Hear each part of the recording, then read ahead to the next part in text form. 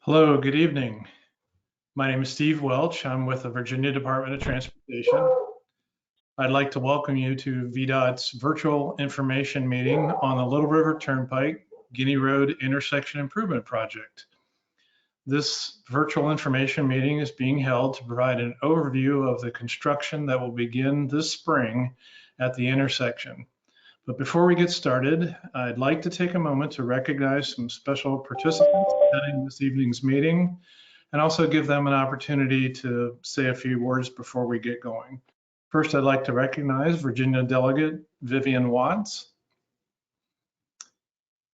Thank you, Stephen. Thank you. I will be extremely brief. You were kind enough to have a pre-briefing for us, and I think that the over 46 I now see participants are going to be most anxious to hear your details.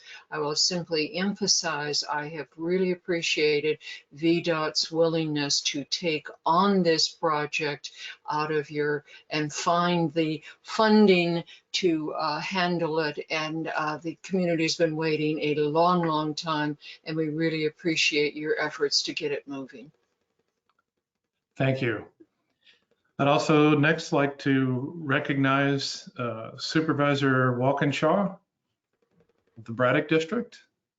Do you have any words? Thank you, Steve. Yeah, thank you, Stephen. Appreciate VDOT hosting this meeting and VDOT's important work on this project. For the folks in the Braddock District and Truro, especially, as you know, I had the opportunity over the last several years, even before my election, to participate in some of your public meetings and meet with the leadership of your community, and have seen the impact that the cut-through traffic has had. So I'm intimately aware of the challenges that you've had and the really desperate situation that has gone on there, especially near Wakefield Forest Elementary. So I'm very appreciative of VDOT's efforts and Delegate Watts's efforts, especially to make this project happen. So look forward to the presentation, and thank you all for participating. Thank you. I'd also like to recognize Supervisor Gross of Mason District. Thank you, Steve, and good evening to everyone. I am interested in this project. It's not in my district. It's not in Mason District. The construction is wholly in the Braddock District, but the intersection is shared by both Mason and Braddock. And so for the folks who live in Ridgely Hills and for the Jewish Community Center of Northern Virginia, I'm sorry, it's now the Positz Center, this is their intersection. And so I want to make sure that in improving the traffic on the south side of 236, that it does not impact unnecessarily the traffic on the north side. So thank you again for the briefing that Vivian mentioned earlier. That was very helpful, and I'm hoping that the folks who are attending this session will find it as helpful as those of us in elective office did. Thank you. Thank you very much. Well, with that, I'm going to briefly turn it over to one of our consultants, WSP, who will go over a few directions on how to navigate through our virtual information meeting platform. Thanks. Thanks, Steve. My name is Genevieve Rubrecht. As Steve said, I'm part of the consultant team helping to facilitate the meeting tonight. On the next slide, you will see some information for some tips for tonight. And again, thank you all for joining us virtually. Following the presentation, we will have a Q&A with our panel. Just a few tips to help explain how your questions will get answered. If you would like to ask a question orally, as you see on the screen here, there is the hand icon. If you hover over that, it will say raise hand. If you click on that, during the Q&A, our team will unmute you and call on you to speak. You will then need to unmute yourself prior to speaking. If you would rather write your question or comment, you can do so by expanding the question box as shown also on the screen. Select enter a question for staff and then type your question. We will read those questions out loud for the panel following the presentation again during the Q&A. We will review this information at the end of the presentation. For now, everyone will remain on mute so you can hear our presenter. And with that, I will turn it back over to Steve. Thank you, Genevieve. So again, good evening. My name is Steve Welch. I'm the Assistant Director for Transportation and Land Use for VDOT for Fairfax County. I will briefly go over the background and objectives of the project. And then I'm going to turn it over to Jessica Paris, who is one of our program managers for our traffic engineering division. She will go over the overview, analysis and design, construction highlights, project schedule and summary. And at the end of the meeting, there'll be an opportunity for some questions and answers, and we'll get our way through that part too. So next slide. So just to orientate everyone, the north is to the top of the page. Little River Turnpike, obviously running east-west here, and Guinea Road runs north-south, with our project being where the red dot is located at the intersection of Guinea and Little River Turnpike. Next slide.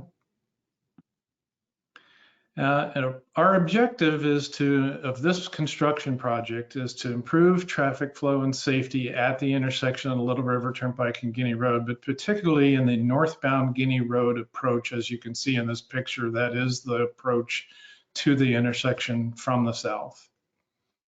Next slide.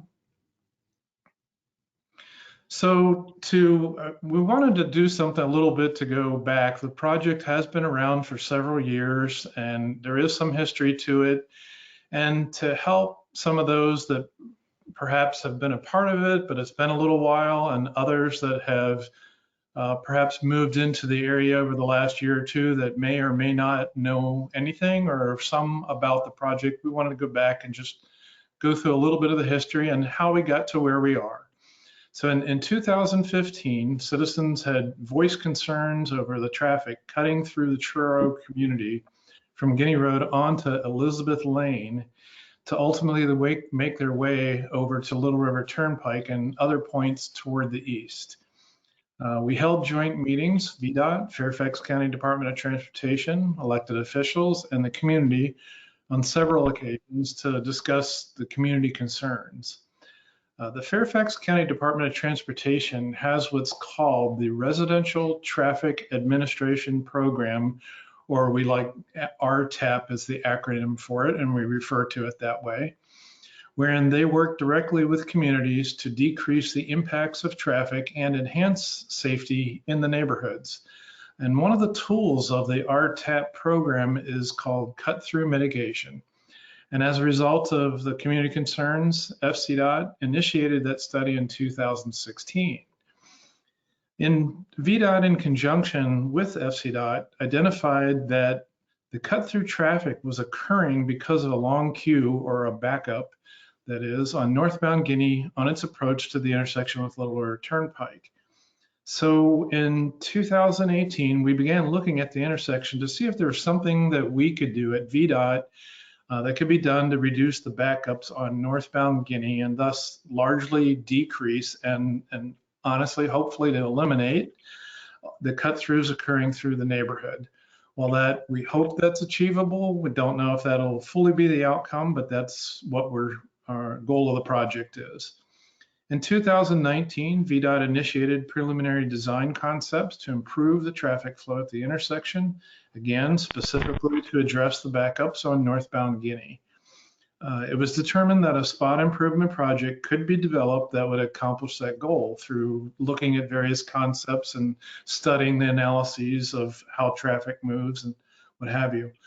One thing I'd like to point out, however, is that FCDOT's cut-through mitigation study is considered ongoing, however, and we will monitor the outcome of that, of the intersection over the next year or so to see how well of an improvement this actually makes. So in 2020, we identified funds, conducted a full survey of the area, began developing plans, and over this winter, we finished the plans for those, for the needed improvements. And finally, tonight's meeting is to present our plan for the construction improvements at the intersection beginning here in spring 2021. And so with that, I'd like to turn it over to Jessica Paris, our VDOT Traffic Engineering Program Manager and Project Manager for this project, to go over the details. Thank you. Jessica? Thanks, Steve, and thank you to everyone who is in attendance tonight for your participation and interest in this project as we get ready for construction to begin. My name is Jessica Paris, representing the VDOT Traffic Engineering section, and I'm the VDOT Project Manager for the Intersection Improvements Project. I'll begin my portion of the presentation on slide number 8 with a project overview of the intersection improvements. As this is an operations and safety project, the scope of the improvements that will be constructed is limited to the 3 main items shown on this slide, which include creating a free flow right turn lane from Guinea Road to eastbound Little River Turnpike, adding a pedestrian island at the southern end of the intersection, creating a new through right turn lane via restriping on eastbound Little River Turnpike between Guinea Road and Old Hickory Road. Improvements will take place within the existing intersection limits and within the existing state right-of-way. This means there will not be any roadway widening, utility relocation, or right-of-way acquisition. Due to the minimal environmental impact and project cost of less than $500,000, the State Environmental Review Process, or SERP, was not required. Next slide, please. A brief summary of the existing intersection operations is presented on slide number 9. The existing operations that we'll be discussing tonight reflect the intersection during normal operating conditions in 2019, prior to COVID-19. During normal 2019 operations, significant backups routinely occurred during the weekday morning peak hour period along the northbound Guinea Road approach to the intersection. These queues often spilled back to at least the Elizabeth Lane unsignalized intersection and sometimes even further to the south than Elizabeth Lane. These existing backups along the northbound right turn lanes during the AM peak period is the main operational issue that this project is trying to address. Although there are currently 2 northbound right turn lanes on Guinea Road for vehicles turning onto eastbound Little River Turnpike, site observations indicated that vehicles tended to utilize the outermost right turn lane a bit more than the inside right turn lane. This imbalance is likely due to vehicles being able to make a turn on red from the outer right turn lane when there are breaks in traffic on Little River Turnpike. This right turn on red operation is not permitted from the inside right turn lane. Finally, as noted on the last bullet on this slide, the east leg of the intersection currently has additional pavement along the outside of the 2 Little River Turnpike eastbound receiving lanes. The project team identified early on during analysis and concept development a potential opportunity to repurpose this unused hatched out area of pavement into a lane for vehicular traffic to use. Slide, please. Moving on to slide number 10, I will briefly go over the analysis results and operational benefits that are expected as a result of the construction of the Intersection Improvements Project. This slide summarizes the 2019 traffic analysis for the Guinea Road northbound right turn movement during the morning peak hour time period. This analysis was completed using BISA microsimulation software and used a combination of field observations and 2019 traffic volume turning movement count, which included a total of 832 northbound right turners.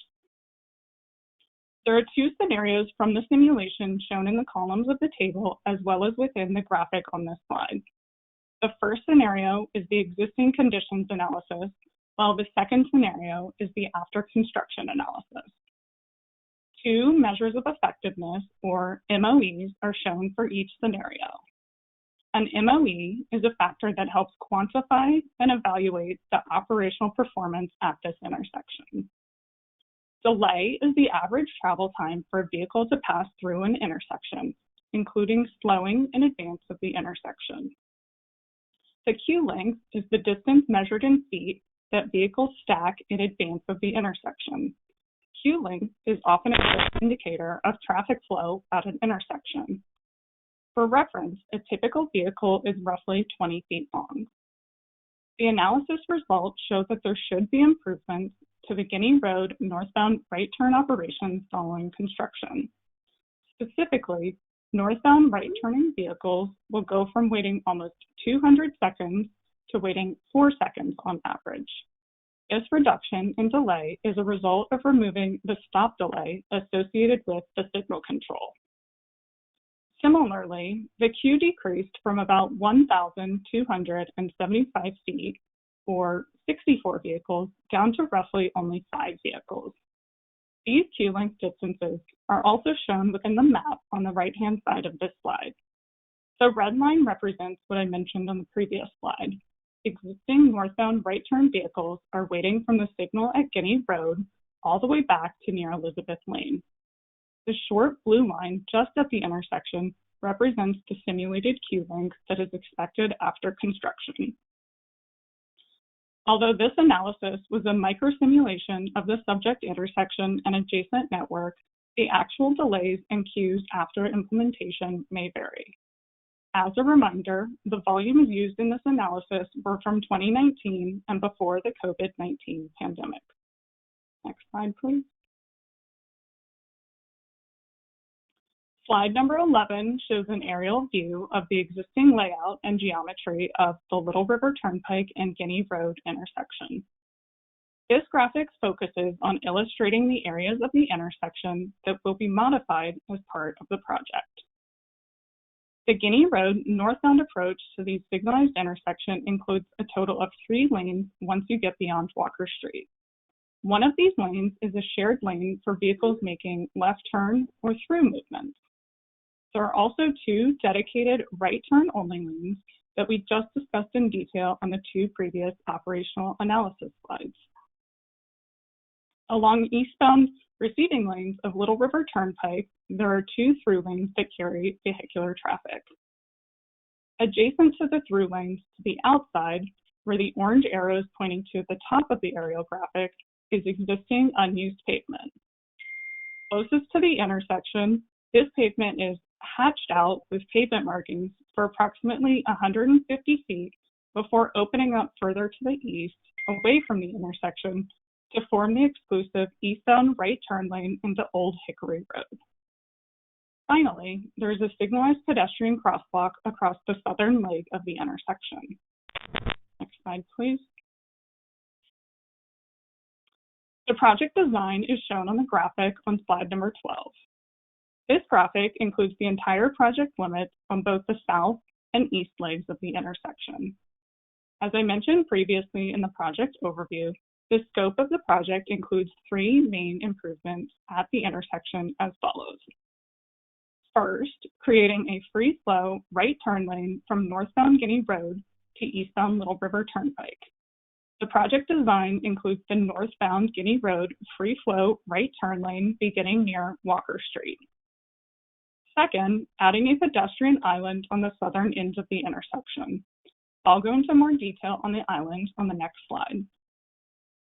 And third, creating a new through right turn lane via restriping on eastbound Little River Turnpike between Guinea Road and Old Hickory Road. The northbound free flow right turn lane will be connected to the newly repurposed outermost lane on Little River Turnpike in the eastbound direction.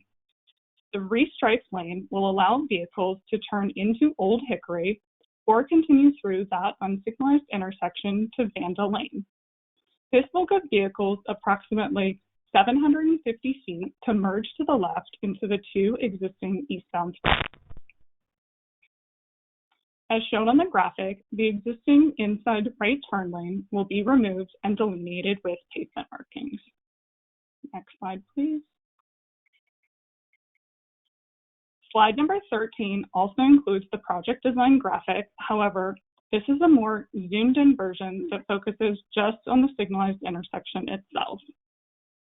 The existing northbound shared left turn lane and through lane will continue to operate with the same lane designations for vehicles traveling to the north or west of the intersection towards Fairfax. Since this will be the only lane along the northbound approach that is controlled by the red, yellow, and green signal heads, the signal displays for northbound Guinea Road will be modified by the project. There will be no changes to the signal heads along the remaining 3 approaches. This graphic shows the new pedestrian island that I mentioned previously. Once the improvements are in place, pedestrians crossing on the south side of the intersection will have a signalized pedestrian crossing from the existing curb ramp in the southwest quadrant across to the new island.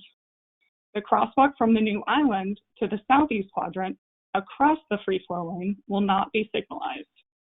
This means the signalized pedestrian crossing will be a shorter distance to its length before construction, as you'll only need to cross 3 lanes of traffic rather than 5 lanes.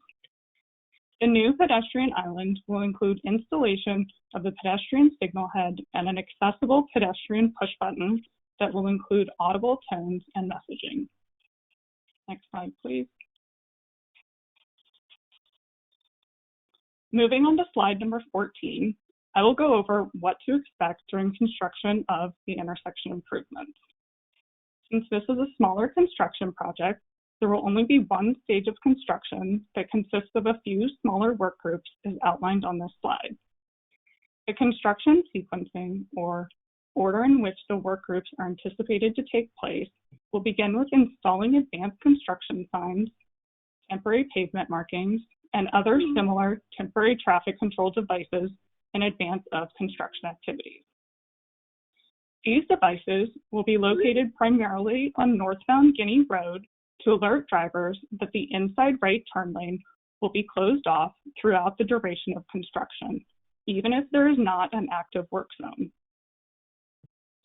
By closing the inside right turn lane, this will allow construction crews to install the new pedestrian island and pedestrian signal equipment within this old lane. As a result, northbound vehicles on Guinea Road that want to make the turn onto eastbound Little River Turnpike will all need to line up in the outer right turn lane.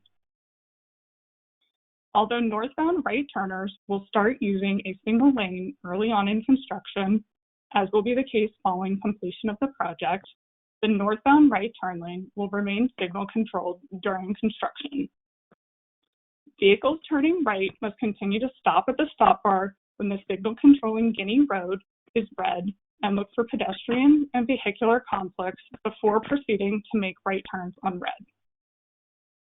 Once the overhead northbound signals are modified and the new pedestrian crosswalk is ready to be activated, the signal control will be switched over to allow the new operations for the northbound free flow right turn lane. This change in signal control will occur along with installation of final signage and pavement markings. During active working hours, there will be additional temporary signage, temporary lane closures, flagging operations, and police patrol associated with the active work zone. This work would typically occur during off-peak hours on Monday through Friday from 9:30 a.m. to 3 p.m. Drivers should expect some additional delays during working hours. There are no detours planned for construction of this project. Next slide, please. The current project schedule is shown on slide number 15. As Steve mentioned earlier in the presentation, survey and detailed design began in 2020.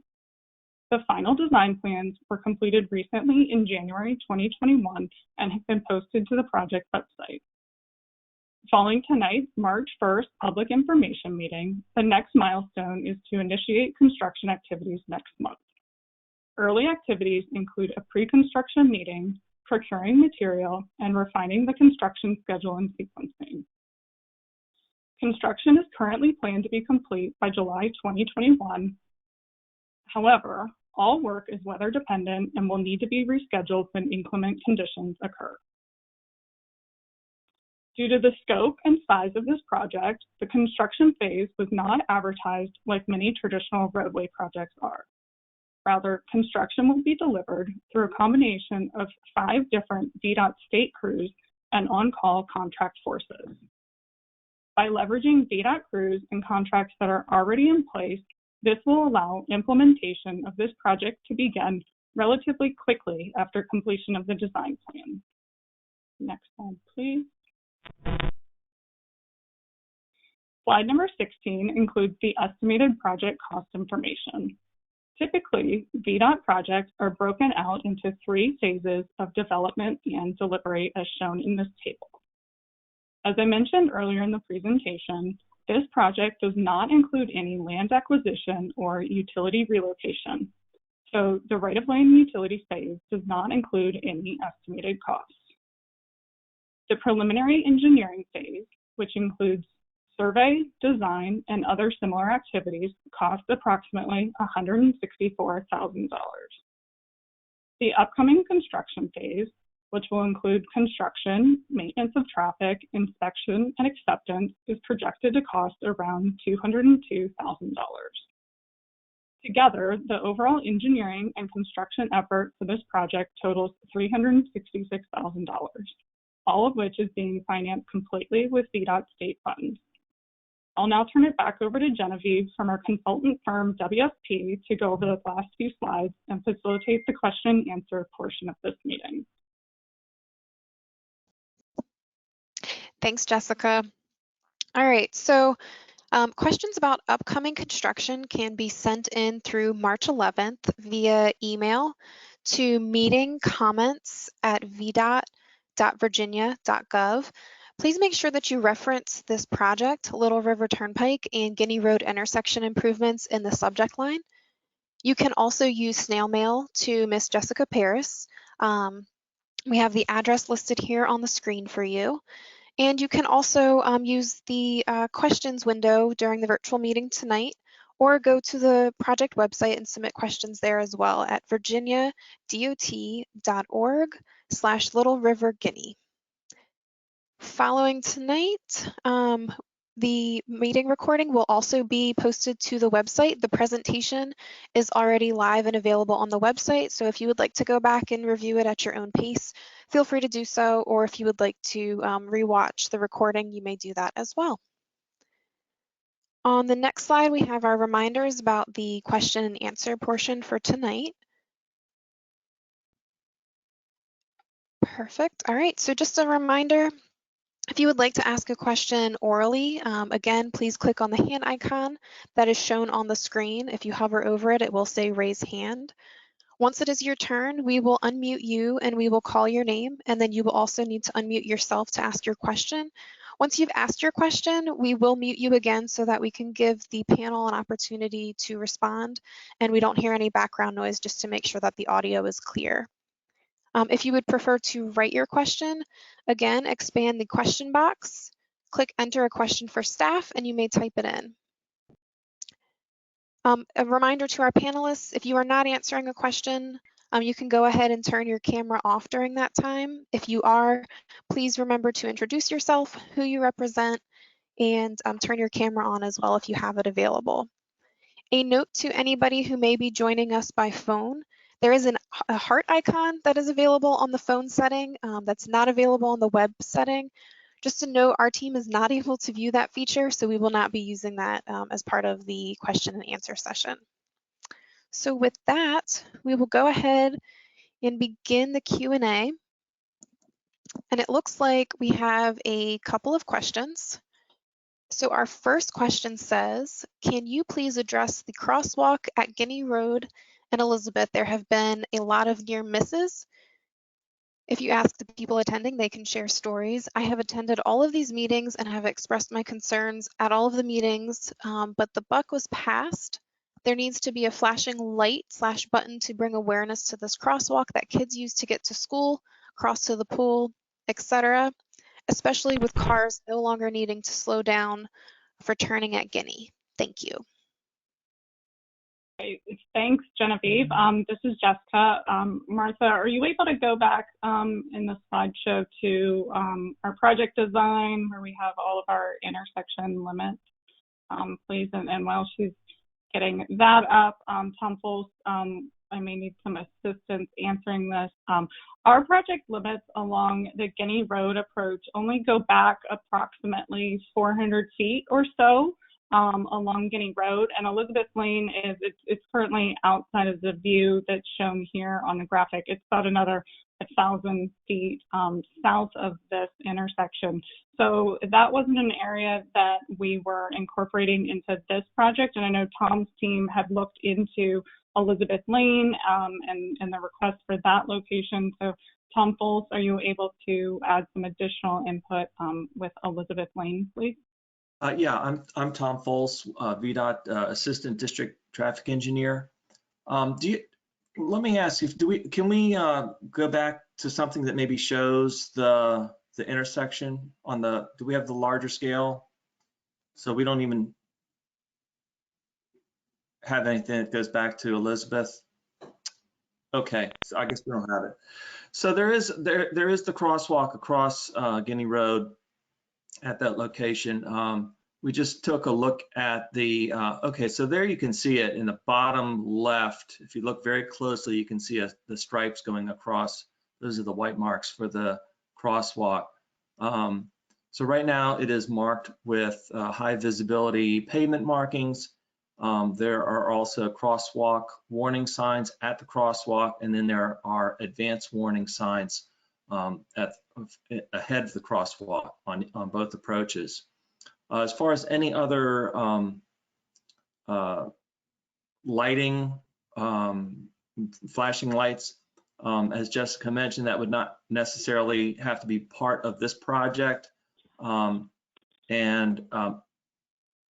We can take a look at that as a separate issue.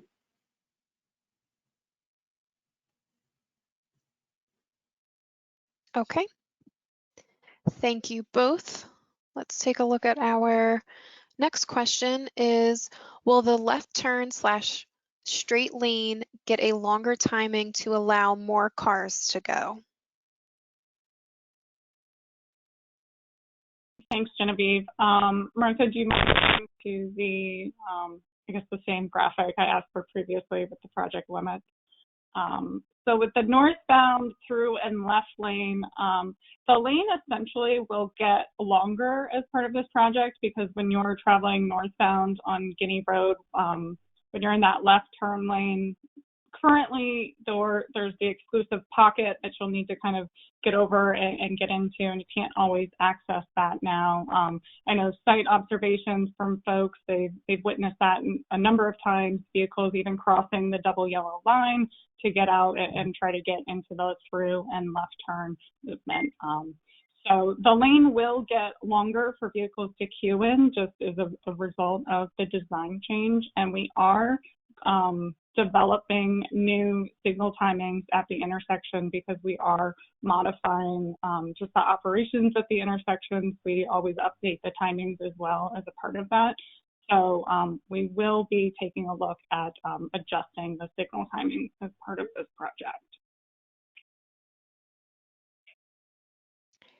Thank you, Jessica. We have a couple of oral questions now. So our first question we have is from Mark L.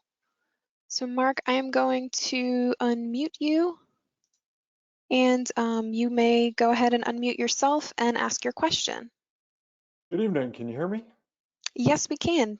Hi, my name is Mark Lapidus. I'm a 30-year plus resident of Elizabeth Lane. This is the first time I've learned anything about the project, and I first want to start by thanking Stephen and Jessica for an excellent presentation. I totally understand what you're doing here and fully supportive of what's going on. I will say that I think that in not considering that crosswalk at Elizabeth, you made an error. I think it's a fairly substantial one, because if this project is successful as you say it's going to be, and there doesn't seem to be a reason to think that it won't be successful, those cars are going to be going even faster than they go now. And if you've ever stood there and watched them, you just would not believe the speeds of the people coming, not just during rush hour, but at all times of the day. The speed limit there is 35. It's not uncommon for cars to come over headed northbound at 50 miles an hour. And I can tell you, because I crossed that walk multiple times a day, people do not stop. They don't yield, let alone stop, which is actually part of our Virginia law, as you guys know, that was passed about a year ago. And I don't know that it's because cars are being obstinate. I just don't think they see the intersection. That's the conclusion I've drawn. And as the person that wrote in earlier indicated, I I actually saw 3 little kids crossing that walk 2 weeks ago, and a car swerved around them. It didn't stop. It didn't yield. It missed them by, I don't know, maybe a foot and a half. And they had crossed in plenty of time. The guy was just going so fast, he just didn't even see the children that were there. And I don't think it should take an accident at that intersection for us to do something about it. This is, if any one of you went out there and stood and watched or tried to cross the street yourself, as I have done on hundreds of times over the last 30 years, you would see that that intersection and that crosswalk are not effective. I also cross regularly over Little River Turnpike in this area that you're talking about, going over to the community center. And I can tell you that's a very effective crosswalk. I've never had any problems there. Cars stop. Of course, there's a walk sign. I don't even know what the solution is for this crosswalk, by the way. Maybe it is flashing lights. Maybe it's another stop sign. Maybe it's I don't know what it is. I'm not here to do your job for you, because you traffic professionals would know better than I do. All I can tell you right now is that people do not stop for that crosswalk, and they don't yield for it. And by speeding the traffic up during rush hour, we're just asking for a problematic situation. Thank you for reconsidering this. Thank you, Mark, for the comment and additional information. We've certainly made notes of that as the project team. So I think this is something that we'll follow up on. And Steve, I'm not sure if you want to add anything else beyond that. No, I agree. I think, you know, our team has taken a good look at trying to solve the, you know, look at balance of safety and operational and at the intersection and developing this concepts. And so we will continue to monitor it and, you know, go forward from there. But a lot of consideration's been taken into it. We understand, you know, pedestrian safety, bicyclist safety, and others that are using these intersections and all over the place, much more so than ever. And so we appreciate that comment. And it's not an oversight. It's just something that we were trying to work out with the intersection to help alleviate the problem, the large problem of the cut through traffic, but also help improve otherwise. Thank you. Thank you, Mark, for your question, and Jessica and Steve for your response. We have another question, it looks like from Sean Newman. So Sean, I have gone ahead and, well, let's see here. Sean, we have unmuted you and you may ask your question once you unmute yourself. Great. Good evening. My name is Sean Newman. I'm a board member with the Fairfax Alliance for Better Bicycling. I'm actually speaking tonight on my own behalf, though. So I have experienced the through lane turning right on from Burke Lake Road onto Braddock Road, and I cannot imagine walking across that. Like, it scares the life out of me that you're thinking that people are going to be crossing basically the same thing right there, creating new slip lanes. Slip lanes are known to be very dangerous because drivers don't have to stop, and you're not providing nothing more than some paint on the pavement to help prevent an accident of pedestrians, where right now they have a light. You're not providing any protection to them. The island is great, but getting to that island is going to be nearly impossible. So that's my first point, is that some sort of signalization, whether it's flashing lights, you know, a hawk signal, I don't know, something at that intersection where if a pedestrian is there and they want to be able to cross, they need to be able to do so safely.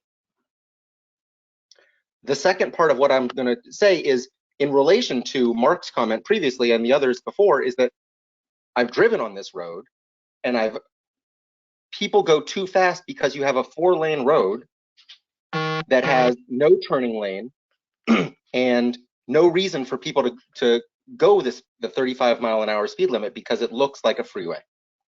And so this is a perfect case for a road diet where you would take those 4 lanes and turn them into 2 lanes with a turn lane and have it split out to this intersection when it gets closer. But that would also give you enough room to create a bike lane there. And so I'm really, really disappointed that as of right now, you're claiming to be improving pedestrian safety, but you're actually making it more dangerous for pedestrians crossing that that slip lane that you've created. So I'll answer the part of this, and Jessica, I'll ask you to help out as well. Second part, anyway, about the road diet. You know, we do work with Fairfax County on road diet projects that happen when we're repaving an entire segment of road.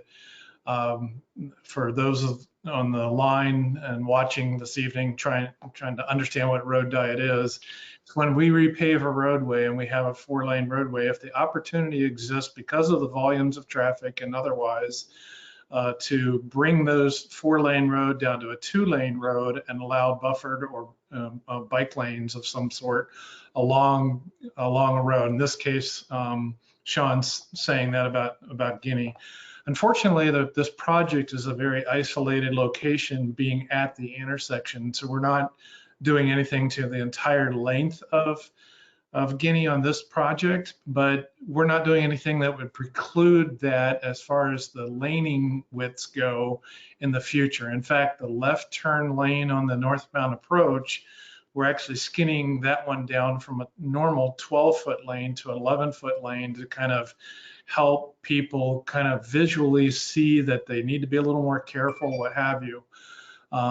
With respect to the crossing, I think Jessica can go into a little bit of detail about how that's laid out, but it's laid out in a manner that an engineering judgment manner where cars approaching the intersection from the south have a lot of sight distance to see walkers, and conversely, walkers have a lot of distance to look back and see for the gaps that are would be available on occasion to make the crossing across through that crosswalk.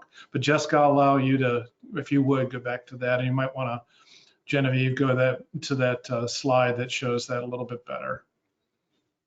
Yeah, sure thing, Steve. And just an additional follow-up to the road diet concept.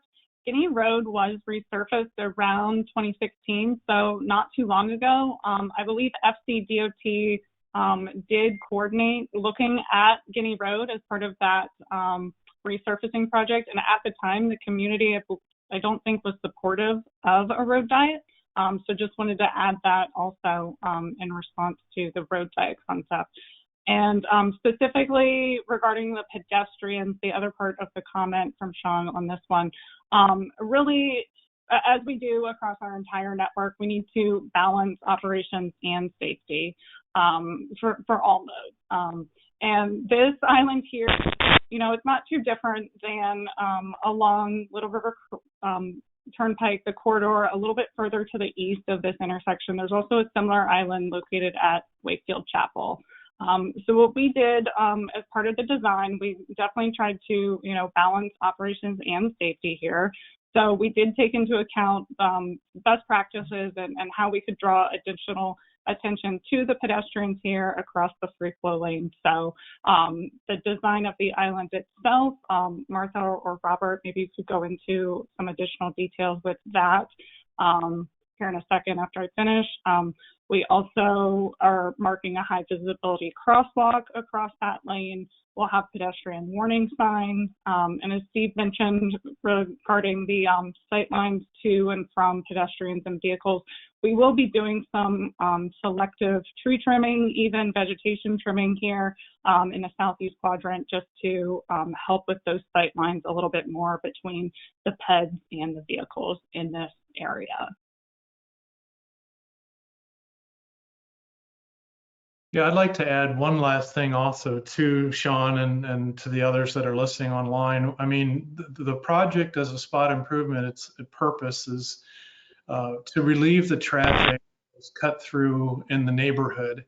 So with every project, there's always some balance of improvements, but there might be some give and take on what some of the things that we can accomplish within the scope of the project and help to remedy the situation. So one of the things that will happen because of this project it will take a lot of the cars out of the neighborhood that are cutting through, and therefore help to improve the safety, at least especially inside the neighborhood itself, because now vehicles will not be incentivized to cut through the neighborhood, therein reducing the traffic. And that was kind of the theory behind this, and the analysis shows that, and we're hoping that is the outcome. But we do appreciate and understand the other concerns, and that's what we're here for. We'll can look at those in the future. I also did want to add that I do recall, probably it predates me a little bit, so I know Tom Bashadny is on the line here as a panelist, and I think there might have been some history with a previous look at a road diet on Guinea Road, and Tom might be able to offer some comments on that. Tom? Thanks, Steve. This is Tom Bashadny. I'm the director of Fairfax County's Department of Transportation. And as Jessica mentioned, back in 2016, when VDOT was looking at repaving Guinea Road, the county did talk with VDOT about that exact concept of putting bike lanes on, narrowing the pavement, doing a center turn lane. And as part of that process, we always have community outreach.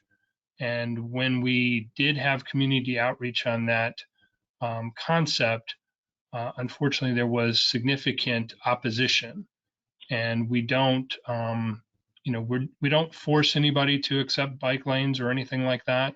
There was, unfortunately, enough opposition that it was decided not to move forward with the project, but that may be something that can be revisited again in the future.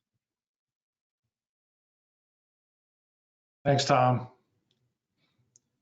Hi, this is Robert Morris. I'm with WSP, the designer firm that was working on this project. I just wanted to add to what Jessica said, that the island was laid out in compliance with all VDOT standards in terms of how you orient the shape and everything like that, as well. It balances it with safety. You have to look at vehicles being able to make the turn, but also provide a refuge for the pedestrians that are going to use it. So there wasn't any type of design exception or waiver with this layout that's on the screen.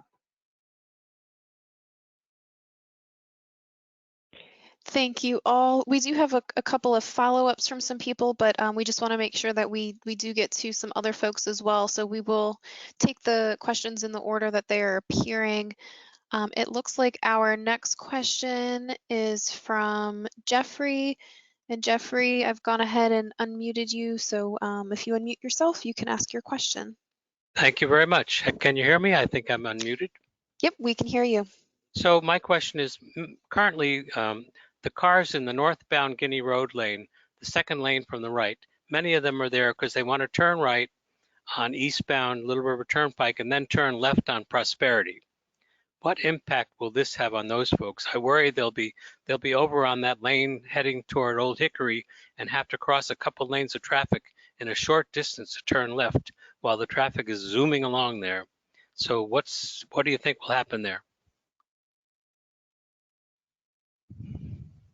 Jessica, I'll let you go ahead and answer that one, and I might turn to the previous slide, Genevieve. Thanks, Jen. This was certainly something that came up when we were vetting the concept originally, as well as completing the analysis. So making that right turn lane from Guinea Road, we do realize that over on Prosperity, that's a heavy movement for vehicles turning right and then needing to make that left to get out onto there. We are changing the lane designation there between Guinea Road and Old Hickory Road. Right now it's a right turn only there into Old Hickory Road. So we'll modify that into a through right lane, so that it should give vehicles some additional acceleration distance to make the weaving movement there. And really, we're not really changing much on Little River Turnpike other than that. So that weaving movement won't, it won't be impacted any more so than vehicles making that current maneuver that they're making now. Tom Foles, or any others in the panel, did you want to follow up with additional information just regarding that movement onto Prosperity and Woodburn? Yeah, I think anybody that's gone through that intersection realizes that people make the right turn on red right now, and they have that issue because sometimes it can get congested heading east on Little River Turnpike. So this is one of the things that we ran it through our models to see what would happen. And because this was one area where I was also concerned going into this before we made the recommendation to go forward, because we don't want to just take the problem and just move it 1,000 feet away. So I think overall it will be a net positive, but yes, it will release a little bit more traffic onto Little River Turnpike than the current situation.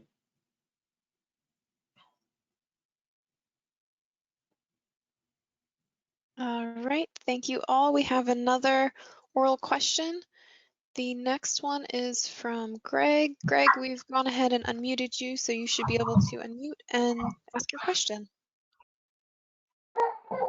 Hi, good evening, everyone. This is Greg Parnell. We live at the second house on the east side of Guinea Road, second house south of Little River. So this is a very interesting and relevant conversation for us. We also want to say we appreciate all the forethought that has gone into this. There's been a lot of planning and a lot of thoughts. We appreciate all of that. I forwarded this question beforehand. I got a response, but I also wanted to share this for those others that are listening. Basically, we largely want to echo some of the previous concerns about pedestrian safety and then add on to that a little bit. I think for commuters, I think they see Guinea Road largely as a commuter artery. I think for those of us that live on and around Guinea Road, it's important to remember that this is a residential road. There are houses on both sides of the street here and people that are living directly on this road. And my particular concern, my family's concern, is the lack of a sidewalk on the east side of Guinea Road around this area. Shortly after we moved into the house a few years ago, our mailbox was destroyed by an accident by a car coming up onto the eastbound side of Guinea Road. We replaced the mailbox, like 2 months later, it was hit again and destroyed. So, we're at the point where it's hard for us to even check our mail safely.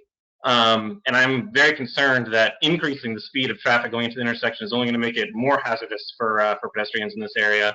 Like some of the others that have talked about the crosswalk by Elizabeth. And basically, we can't really understand why there is not a shoulder, at least, if not a full sidewalk on this eastbound side of Guinea, because they have it on Little River, they have it on Elizabeth, they have it on the other side of Guinea.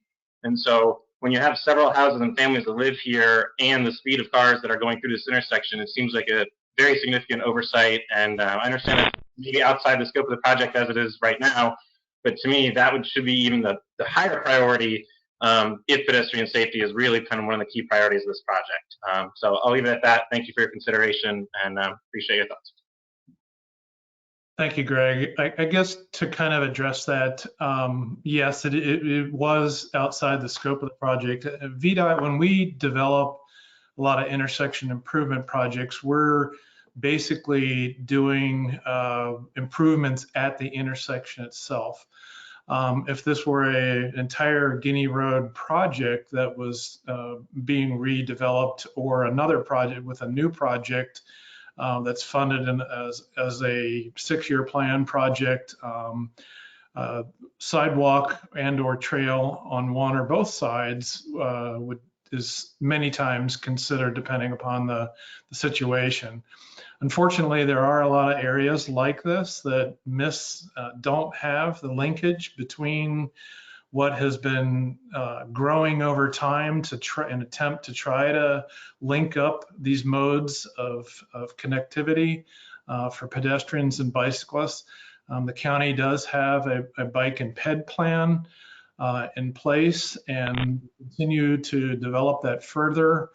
I also want to point out that they do have a large program, Fairfax County DOT, for developing sidewalk projects for this very purpose, although it does have a budget tied to it. And they do these types of projects in many places throughout the county. So perhaps this would be one that could be considered in the future.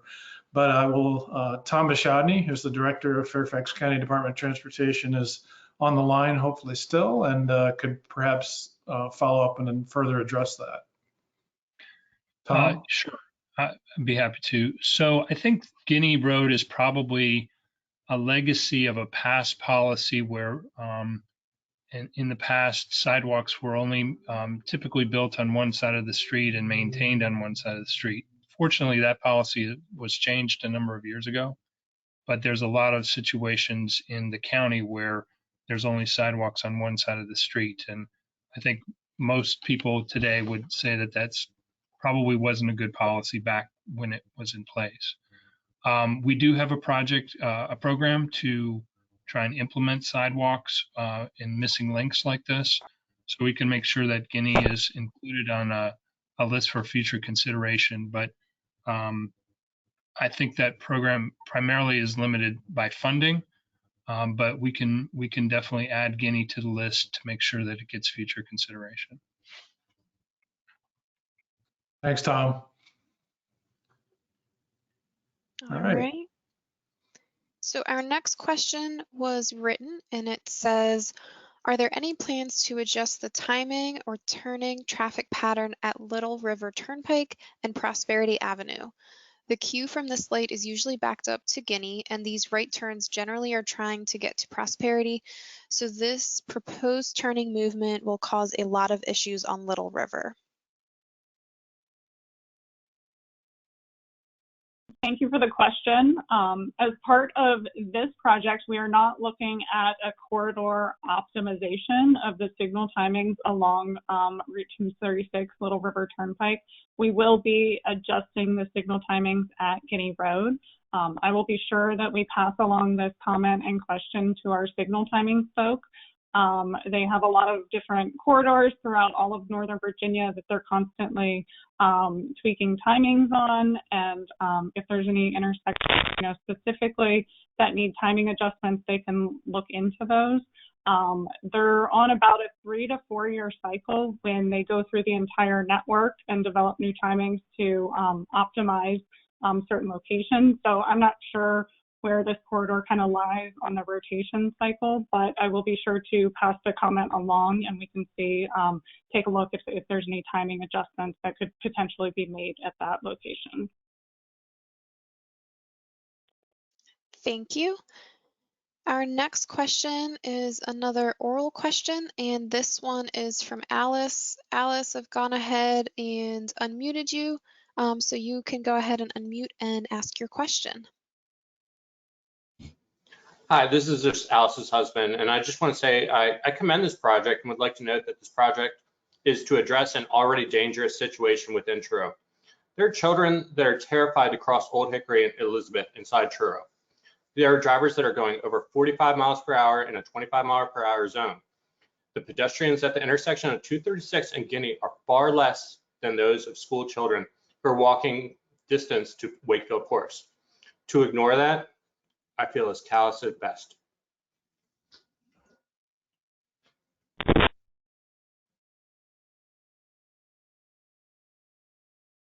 Thank you for the comment.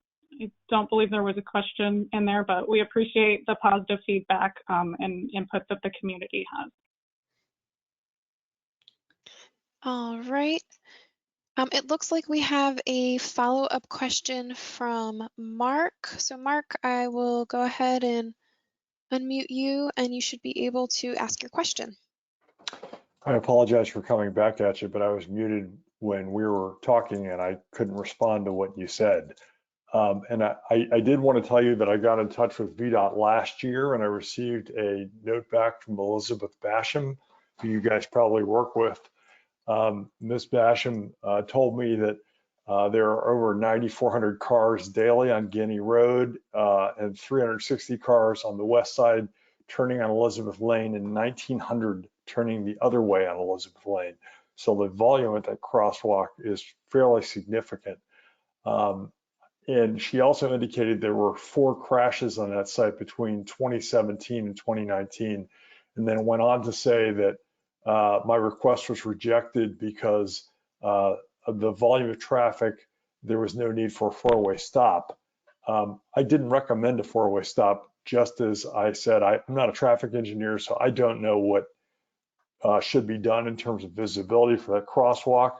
But if we're just kind of to the side because it's not part of this project, I don't know when it's going to come up again.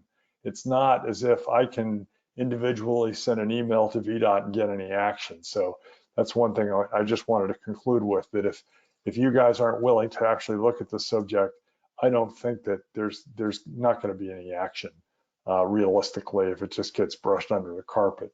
And then the last thing I just wanted to say about the project on 236 is that, and it is a question, whether or not you had looked at the speed limit there, because as you know, as you head further westbound into Fairfax City, the speed limit decreases to 35 miles an hour. But for some crazy reason, and I guess it's probably been this way since the early 60s when there wasn't much traffic on 236, the speed limit out there is still 45 miles an hour between, I don't even know where it starts, probably Prince William Drive and all the way to the Beltway. The cars are often coming even faster than 45. So did you look at the speed limit there, or was that not part of this project? Thank you. Mark, I guess I'll answer both parts of your question. We're not by any means brushing off the concern you have down at Elizabeth and Guinea. It's just outside the scope of this particular project. And we hear those concerns, and we will go back and I'll go back and ask our traffic engineering section if they will look at what could be done to help improve crossing at that intersection. I understand, we get it. So I want to reassure you that we'll take another look at that, but it will treat it separate from this project, but we do that all the time. So just want to let you know that. As far as the speeds go on Little River Turnpike, and I'm not personally familiar with any speed studies that might have been done, or I don't believe anything. We didn't do anything as far as this project goes, but we do conduct speed studies sometimes to look at adjusting speed limits where it makes sense.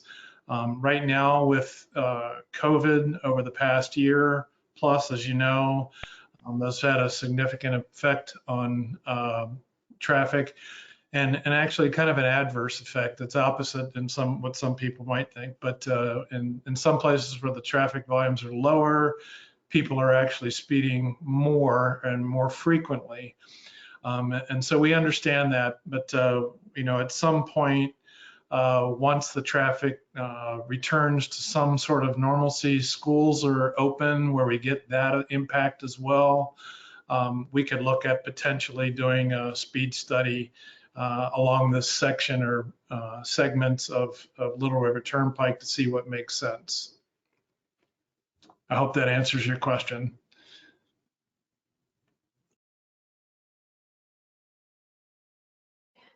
All right. Our next question is another oral question, and this one is from Karen. So Karen, we have unmuted you, and you should be able to unmute yourself and ask your question. Hi, thank you all very much. I'm just kind of piggybacking on to Mark. We've also lived on Elizabeth Lane for over a decade. And I want to thank you, Mr. Welch, for taking the concerns of the crosswalk seriously. I had typed in the question box that I was surprised the crosswalk wasn't taken into consideration because this study was looking at all the traffic turning onto Elizabeth right at the right. So it was right at that intersection.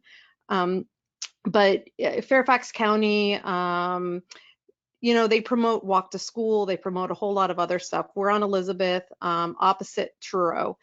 And, it's very dangerous, that intersection there. And I think part of the problem is if you go further back Guinea, it's hard to see. There's a little bit of a hill, so people come speeding up. And I think what kind of echoing what other people are saying is that I think sometimes we forget that Guinea Road is a residential area, like there's no sidewalks on the other side of the road. And it's hard. I've contacted VDOT, I've contacted, FDOT, and, it kind of falls on deaf ears. Like, Mark said, there's not going to be a four-way stop sign, but I didn't contact you about that. So I guess my question is, who do I follow up with? How do we get heard? There are many near misses with children. I've walked my children across the street and cars stop one way and they zoom by you the other way, and then you're stuck in the middle of Guinea Road because cars won't stop one direction. And it's hard when you're not heard. So I'd like to know who could help us with this, I guess. So I hear you loud and clear, and Jessica's here as well, and our representatives from our traffic engineering section. I understand. I'm a avid walker, family as well, and like to ride my bike on occasion, but I'm not I call myself a recreational biker, but crossing roads that are 4 lanes can be difficult. I understand. And we are taking it seriously. We'll go back and look at this location, this particular location in a separate effort. We'll go back and do a relook to see what we can do to help improve the safety at that intersection. And you can reach me, through by means of otherwise outside of this to do that. Well, we will exchange numbers, but I promise you that we'll look further into it. Thanks, Steve, and thanks, Karen, for the question there. We have our next question is written. It says, are there any technical issues with adding in road lights to the continuous turning lane? If not, did VDOT estimate the cost of adding in road lights in the continuous turning lane? If so, did VDOT determine if the costs were too much for the existing budget?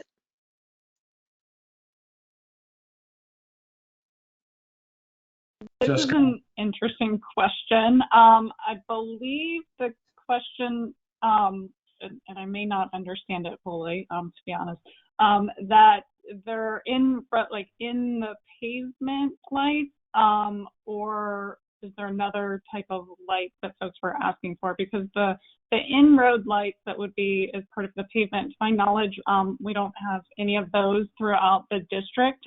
They do create, they're an additional cost to begin with, and they are difficult to maintain. So that was not something that we considered as part of this project. And I do apologize if that wasn't the specific question. So if you want to follow up, if that didn't answer it, what you were asking, please feel free to do so. Thank you. All right. We'll keep an eye out to see if there's any follow-up to that one. Our next question is an oral question, and this one will be from Catherine. So Catherine, we've unmuted you. If you unmute yourself, you can ask your question. Hi, I'm talking on behalf of Catherine. I just had a question. I was one of the people that was around when that oil truck had flipped over on Pickett and 236 quite a few years back, like 8 years back or so. And part of the thing is that they're speeding through the lights. So speed begets speed, right? It's one of those things where if you're going to make things wider, you're going to do the things that you're doing. Is that something that has been taken into consideration, that's encouraging these trucks to go faster? I mean, it already, watching him go through, we got saved because we were picking up after the dog, but we would have been right underneath that truck when it flipped over. So it's just a matter of like, okay, so what are you doing here on 236? Is this something that's going to be through from the beginning, like from where 495 is all the way down 236 speed wise and then across? And I mean, I just feel like there should be a little bit more thought, because that was really crazy how fast he was going. Well, thank you for your question and comment, and I understand. Yeah, I do recall that years ago that accident, and at this intersection, it's a spot improvement at the intersection itself that we're trying, working to remedy the cut through situation and decrease the queues on northbound. Yes, people do speed. We're trying as an agency to do things to help with that. In many cases, we're reducing 12-foot lanes to 11-foot lanes to give that perception to drivers that they got to be a little more cautious and what have you. As a trucker would approach this intersection, I can, as a class, the commercial driver's license, drive tractor trailers like that. I mean, it is a 90-degree turn that nearly needs to come to a stop for a tanker or a large truck carrying a lot of weight. And so they know that they got to slow down as they approach this intersection. And for them, they'll practically need to come to almost a stop. They'll just be moving very slowly as they go around that turn. But I'm not sure if I'm addressing your answer or comment completely, but I'm trying to do. And I do understand and appreciate your concerns. And like I say, we're taking into consideration everything we could do at this intersection as part of the spot improvement project to improve the safety and operation. Thank you both. Just a reminder, if anyone does want to ask a question, you can do so orally, again, by raising your hand, or if you would rather type it in the comment box. Our next question is another oral question, and this one comes from Bill. So Bill, we have unmuted you and you may ask your question. Thank you. Can you hear me? Yes, we can. I'm Bill. I'm a Truro resident. Thank you for the presentation and for coming up with this plan to handle the terrible cut-through traffic we have in Truro. I can say that I and all my neighbors are looking forward to some relief from the cut-through traffic. This whole project did, however, sort of come out of VDOT after neighbors started seeking a calming project. And the idea, as we understood it at the time, and it was presented at all the meetings that were held, is that you guys are going to follow up to see whether or not this experiment works and whether it really produces the kind of results your projections are giving you at the moment.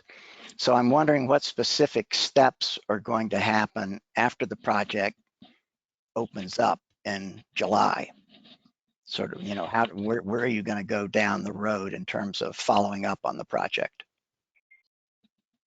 So in general, well, thank you for your question, Bill, and appreciate the support. And yes, it's been a long way to get to this point, and we're happy to get there and look forward to seeing the improvements improve the cut through, and if not fully mitigate it. I mean, there will still be the driver or two that will do so, we suspect. But hopefully, as Jessica's analysis showed, there'll be a very significant decrease in cut-through traffic, if not all of it. That's what we're hoping for. To answer your question, we will monitor the situation, the traffic out there, and see how this goes. Usually we allow about 6 months or so to kind of let driver behavior and recognition of the change take place, and we'll continue to watch how traffic is moving in that area. And like I said earlier, and Fairfax County DOT is on the lines, and some of the representatives that are part of that RTAP program. That program can still considered an open program, if you will, or project as far as the cut-through mitigation study goes. So if one of them would like to speak to that aspect of it, they could help out on there. I appreciate that. Neil, thank you. Yeah, sure. I'm Neil Freshman with Fairfax County DOT. We have actually talked about that issue, and what we've decided is we want to wait for this project to be constructed. As Steve said, look how things are in about 6 months after that. If we do see that there's a cut-through project from discussing things with the neighborhood, we could then take data and see if it still qualifies for the cut-through program. If it does, we could take it through the program as any other cut-through project. We do feel we would have to get new data though, because number one, it's a couple years old, and also this is a pretty significant change. Our observations showed that most of the cut through occurred when there was congestion at that intersection. So our hope is that without that right turn congestion, the cut through doesn't happen. But if it does, we'll work with the community to take it through the program again. Thanks, Neil. Appreciate it. All right. Question? That actually covers all of the questions that we have received so far, and I'm just doing another look through to see if anyone else has raised their hand and would like to ask a question. If there are any questions, please feel free to speak up and let us know. And it doesn't look like we have any other additional written questions at this time either.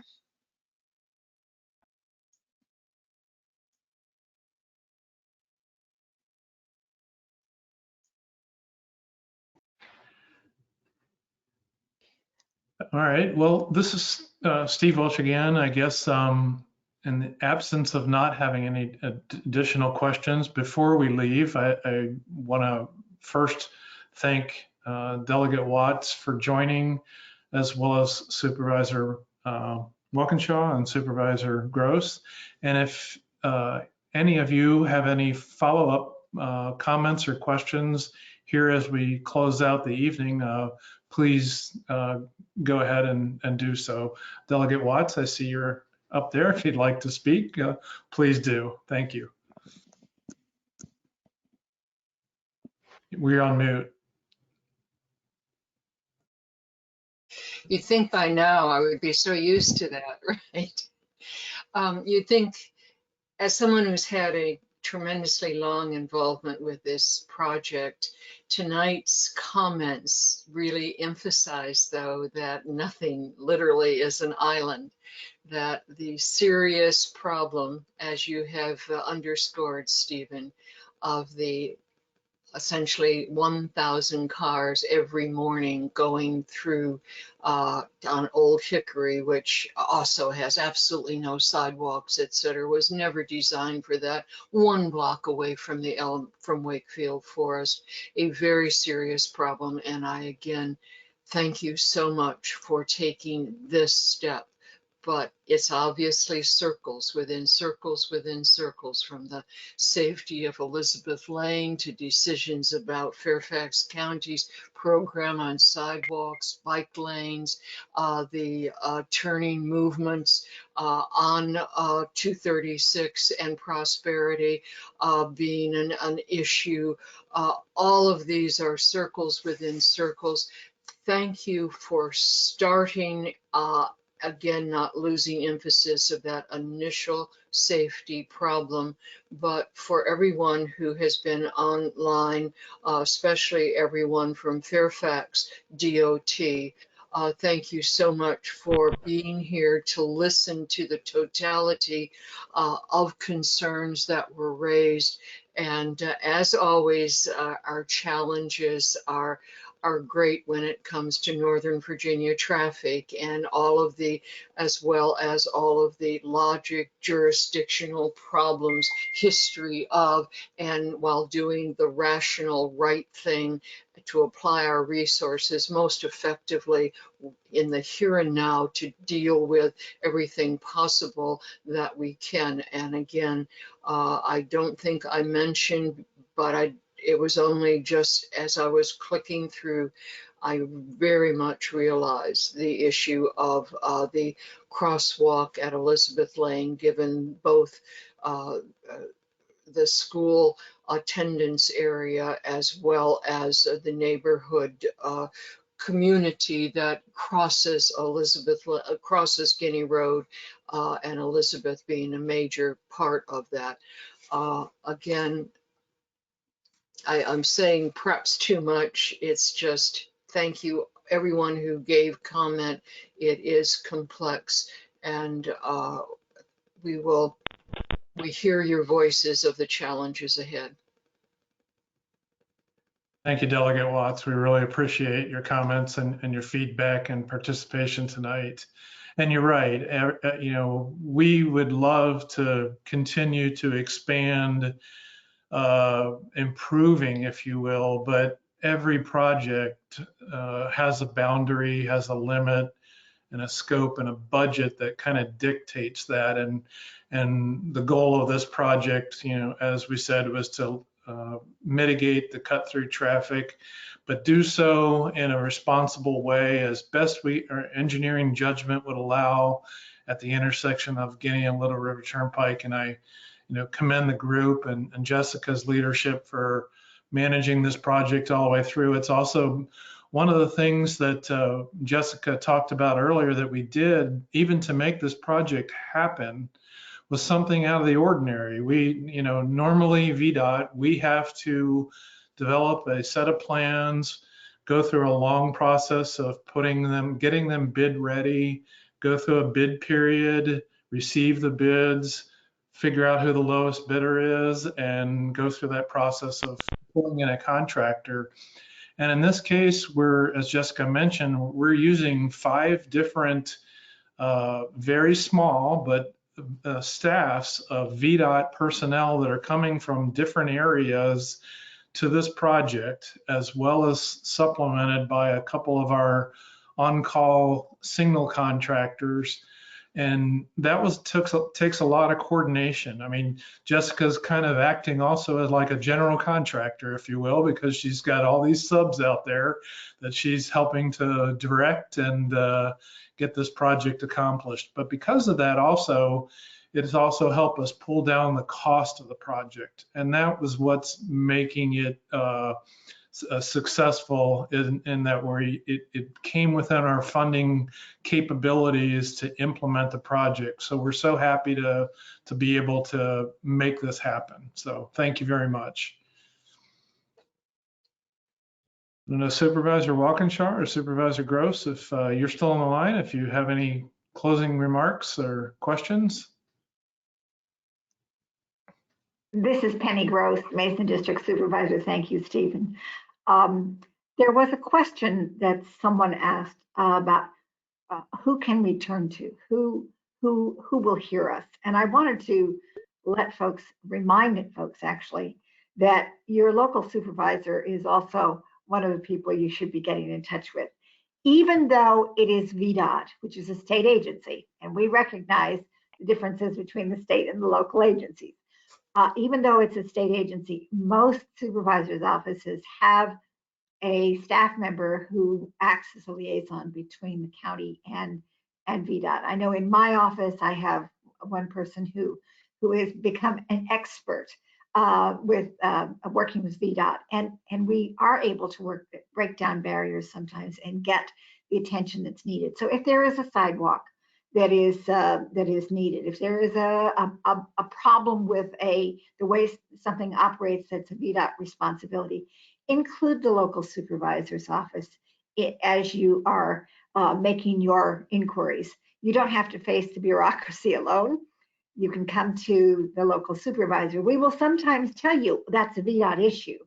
That's not a way of dismissing what you're interested in. It's just a way of identifying that we can't, as a supervisor, as a Fairfax County supervisor, direct VDOT to do something. But we can certainly interact and try to alleviate some of the challenges of finding the right people to talk to. Just wanted to make that clarification, and I saw Vivian put a thumbs up. Yes, Vivian and I sometimes trade off once in a while about it's a problem for VDOT, it's a problem for us, who's going to handle this. So it's a team effort. We're not siloed, even though the responsibilities are very specific. We're not siloed. Please remember that there's a team here waiting to help. Thank you. I shouldn't speak again, but 90% or more of what goes well is all done out of your supervisor's offices. I only get those that aren't going well. Appreciate that. Thank you. Supervisor Gross, thank you as well. We still have a few minutes, and I see that there, I believe, are about approximately 30 or so from the community still on. And so we have a few minutes left. If there are anyone that wants to ask any additional questions or go back to a slide for some reason, or if any others on the panel have any comment for the evening.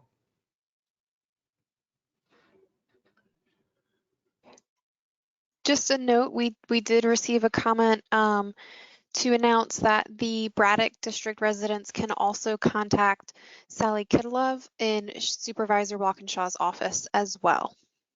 Right. Okay. And I think to a couple of the people that, you know, I know that asked questions about the many questions here tonight. As you can see up on the screen, you can write into meeting comments at vdot.virginia.gov.